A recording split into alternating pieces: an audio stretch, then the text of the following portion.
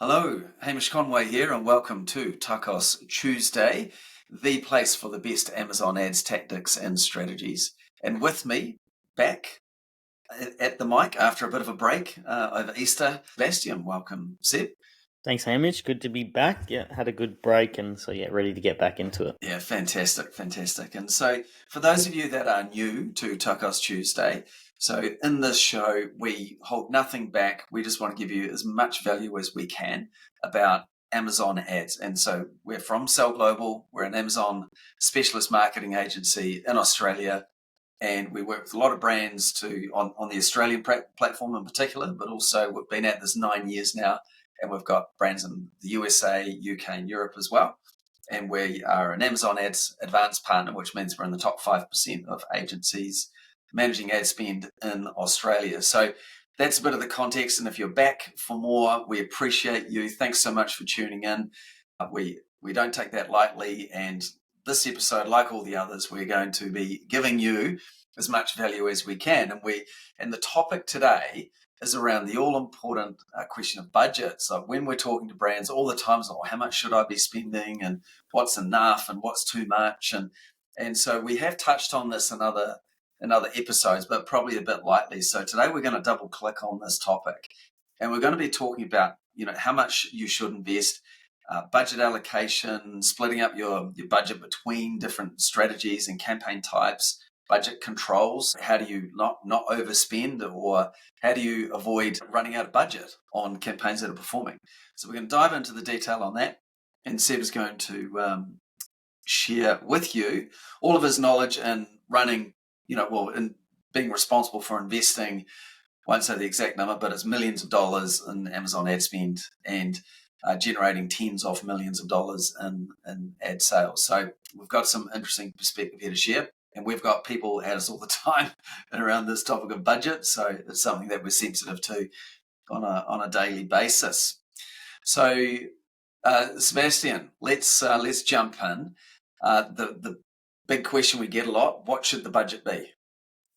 Yep, probably the number one question that does come up is, what should the budget be? And really, a lot of these questions always come with a little asterisk that says it depends. But we'll go a little bit further than that. But it does depend on where the product is in the product lifestyle cycle. It also depends a little bit on what type of business is running advertising. So a business that has a repeat purchase type model versus one that doesn't, it is going to change, a little bit on what you can afford to pay and how much your budget should be.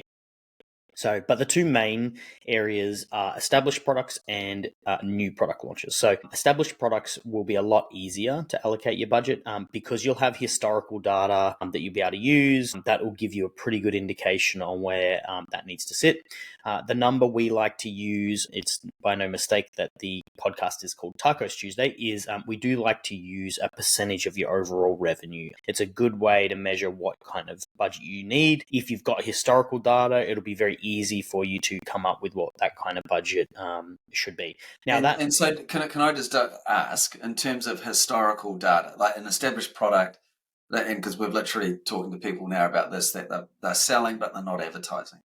So the key data that you look at there is that conversion rate. Like, what is that already converting at? What about search terms? What are the specific search terms that it's converting on?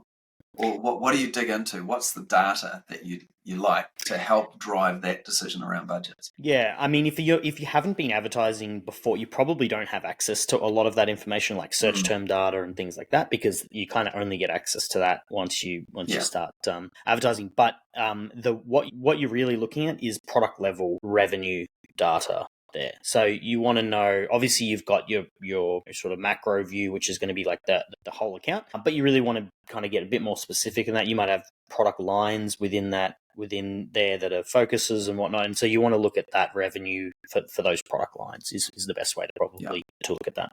Okay. And it is, and it loops back around to this amplifier aspect, right? Initially you want to be amplifying what's good, what's working, what's already getting traffic, what's already converting and selling. How can we ramp that up? Yeah, that's right. And that is absolutely true. There is one caveat to that, and that is if you do have a limited budget, what can tend to happen is that all of your budget just goes into your bestseller and then nothing else gets any visibility outside of that. So one of the other things with that, depending on, how your catalog looks, is that you might have to set up budgets slightly different for your bestsellers versus your ones that are lower. And again, this is why it's a depends conversation, because a product that's, say, you might have 3 tiers of products. You have your top sellers, you've kind of got your mid-range sellers, and then you've got your cellar dwellers at the bottom end of your catalog. Those middle ones are probably prime for putting advertising behind. But if you only have a select amount of budget, maybe all of your budget ends up going to those top sellers and you have nothing left over for the mids. So you might set a different TACOS number for those mid group of products than you do for the top group of products, just based on trying to get maximum visibility with the amount of budget that you have. So it is very it's complex in the sense that it's dynamic. It's always changing. So that would be, a way to kind of get around that. Okay. And I want to come back to a question around, there might be some people listening to this and they've got to go to the company for budget. And, because we see this a lot where there's people running out of budget, or they just don't have the budget allocated and they're leaving money on the table. And so I know we hadn't talked about this in advance, but I do want to come back to what's some ways of having conversations internally around ad budgets to give people confidence that, look, if you put another dollar behind this, you're going to get this type of outcome. Okay, so all right, cool. Come back to that. We'll come back to that. Yeah, but we talked about established products, and then which is different then to new products, obviously. Yeah. So new products, they could be your cellar dwellers potentially, but sometimes they're only cellar dwellers because they are new and they don't have any of that history and things like that behind them. So with new product launches, the expectation is that as a percentage of your overall revenue, your spend will be quite high. And you should expect that to begin with, just to build traction on the platform. In Amazon's space, it kind of has in some ways unlimited aisle space. So realistically, if you're not above the fold on page 1, you're really not going to be getting a lot of traffic and insights into your brand. So, and to get there, a lot of the time, Amazon, it requires advertising to get that space. And so, it comes at a cost, and no one knows your brand yet, and you don't have reviews and you don't have a rating. And so your conversion rate's normally generally pretty low to begin with. And so that number ends up being quite high just to build that social proof up. And then what you'll find is over the months, and I'm talking months, not weeks, it will start to improve over that time. But that you need to go in with that expectation that it will take, a while to get that, unless you've got, an incredibly exceptional product. But in general, that doesn't happen very often. Most of the time, even if you do have an exceptional product, it is going to take time to build into that. So can we get specific on this here? Because we were having a conversation with a client the other day, and we're talking about, you've got the 3 main objectives around ranking, profit, or research, right? And in terms of a ranking one, which is often the case with a new product, because you're trying to get it into that organic, and you're looking at effectively the product GP contribution or break-even amount, and then going, okay, let's say that was 40%. Then are you prepared to go let's go plus 20% on top of that to go, we're okay with a 60% ACOS on this product as an example? Yeah. Is that so you're prepared to pay over and above on the paid ad side of things to drive that organic? So that's a bit of an indicator there. I mean, that's 20%.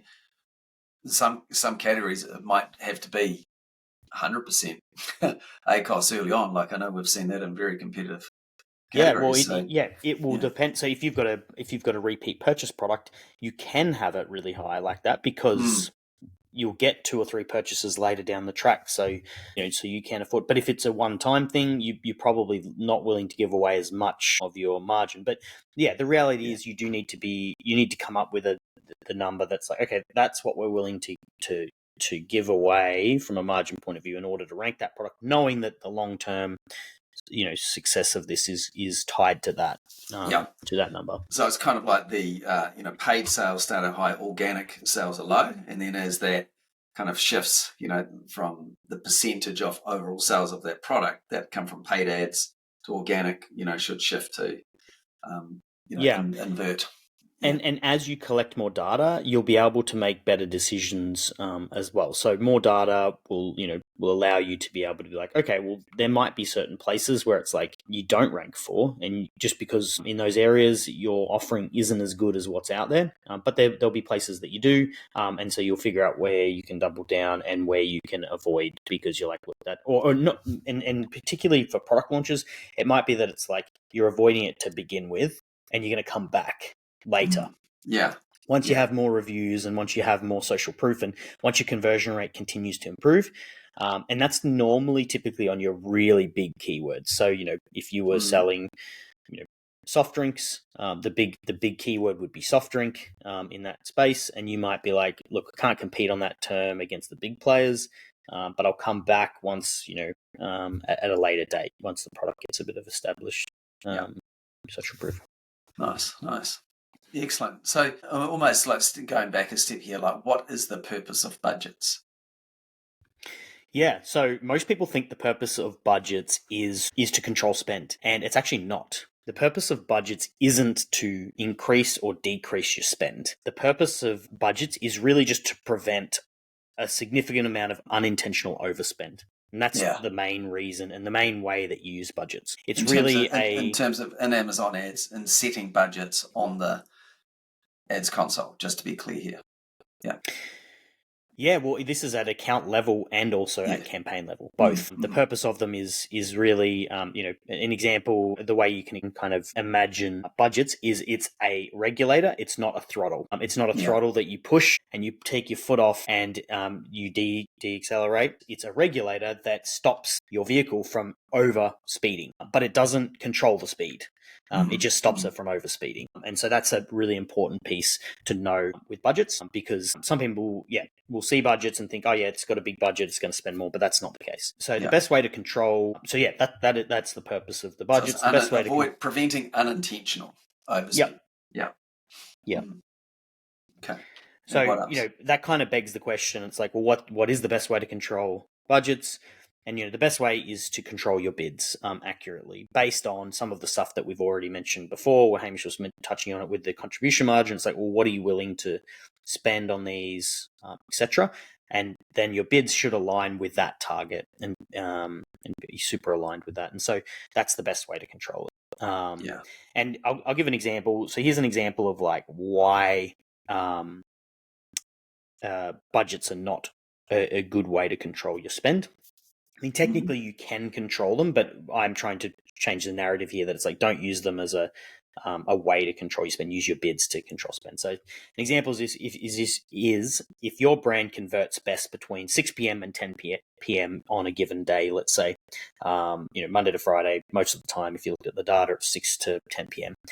If you were using, and let's say you're overspending, and so what you decided to do is go into your ad console and reduce your campaign budgets, all of them by 10%, just to try and keep a cap on the amount of money that you're spending per day. Or you could even put an account level cap where you're like, every day I only want to spend $200 and overspend that, pause my campaigns. Let's say that budget gets hit at 3 p.m.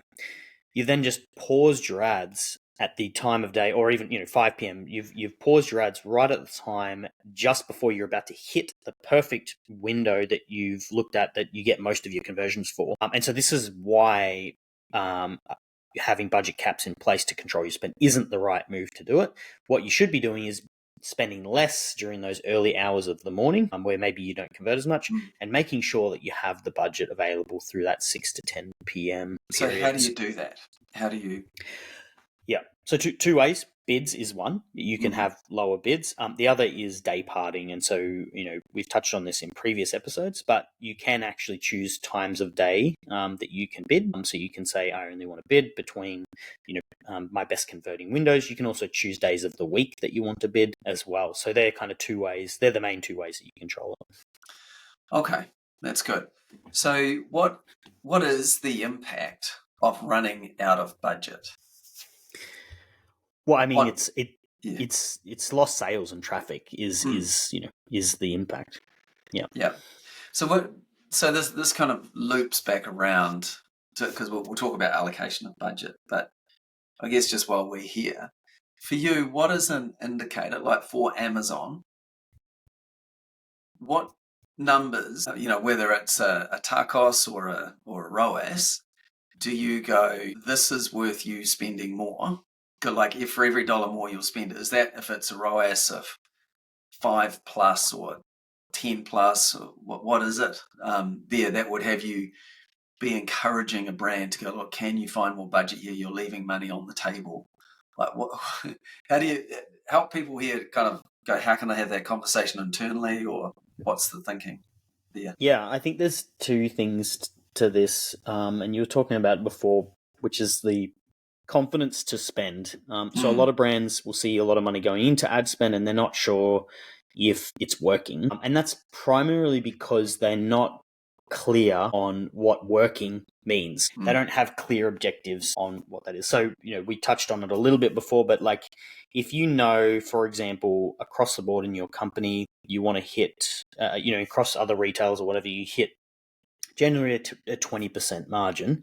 If you can understand your input costs for Amazon, your contribution margin, and then you can work out, and you have an idea of the conversion rate for your product, you can calculate what your target should be based on your target profit margin. So you could set a target profit margin of 20%, this matching your retail channels, etc. And then you could be like, okay, well that matches my retail channels. As long as I'm hitting that number, I'm happy to spend. And so then you have a really clear number on okay, as long as it's below this number, let's say it's a target ACOS number or target ROAS number, as long as it's hitting this number, I'm happy to continue to spend because it's in line with the company's standards elsewhere.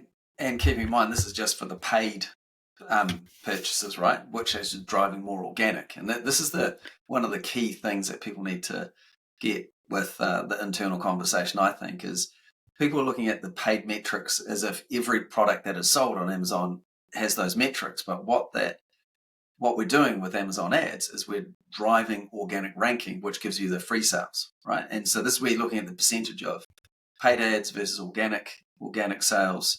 That's a really important mixture to look at.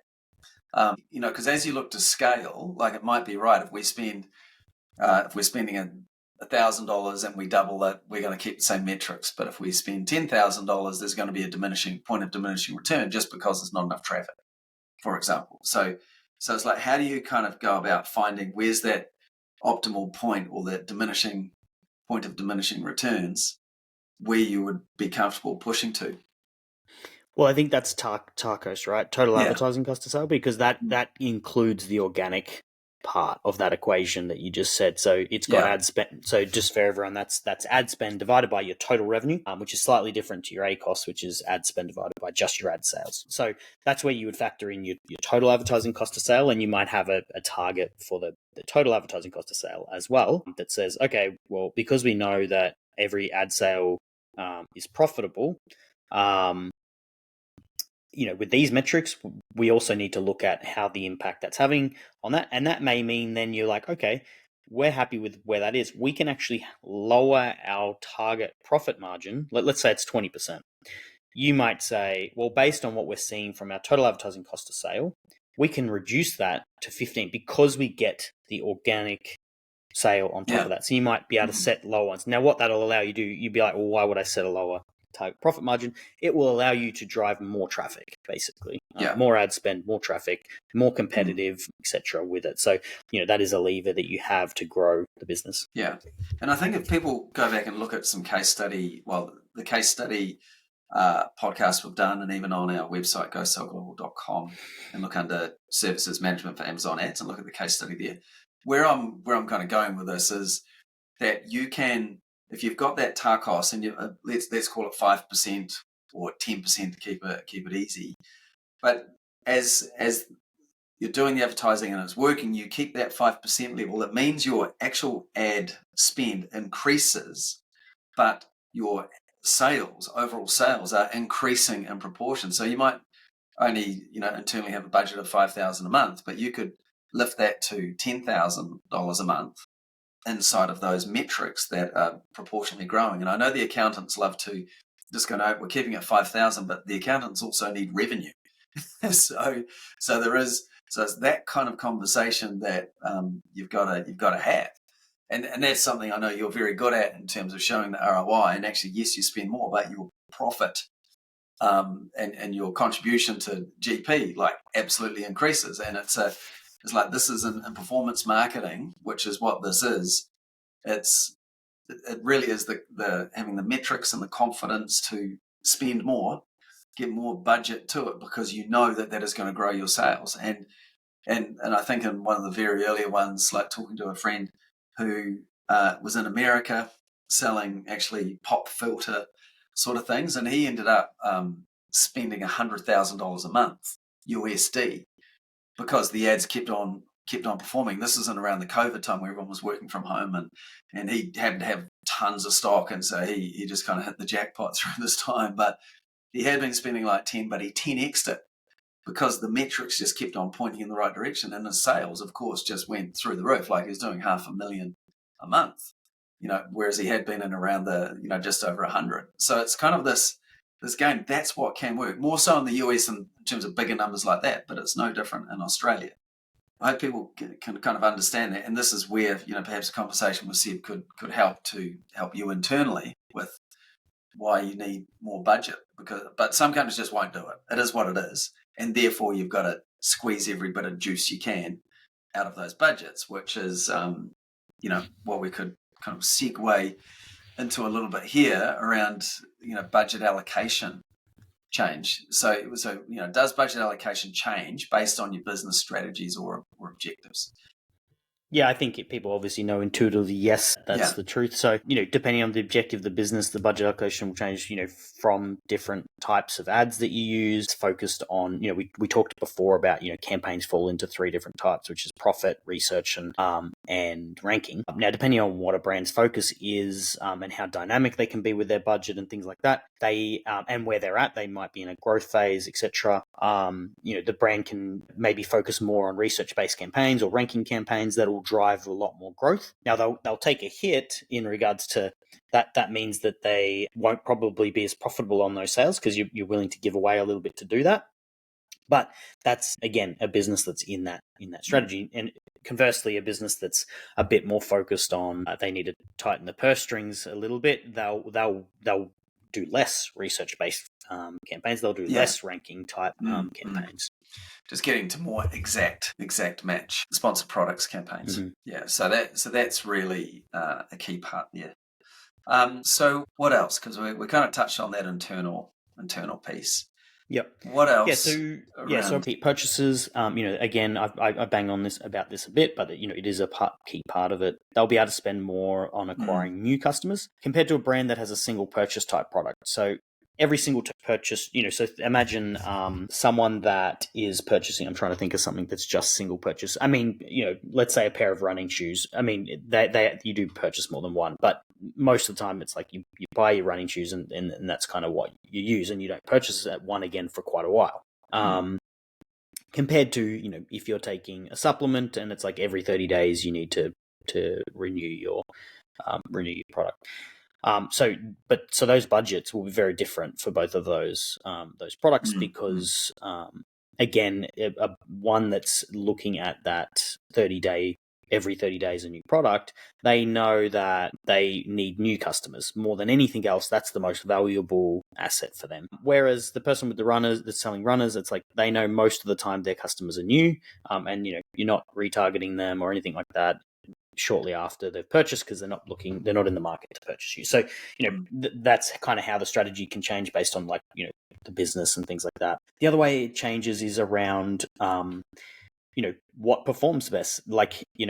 Sometimes people get real tricky and everything like that. And at the end of the day, it's like, let the data make the decision for you. So let the data be your North Star. If you have a strong conversion rate, with specific types of advertising that works for you, put more spend into that and less into the stuff that doesn't. That'll generate a better ROAS for you, and you can put in it. There's one caveat with this, and that is you need to be very clear that when that you're getting incremental sales from where you do this. You don't want to be dumping a heap of your spend into branded campaigns, because branded campaigns will give you that false sense of like, oh yeah, this is going to continue. So you need to see that incrementality in your total revenue as well.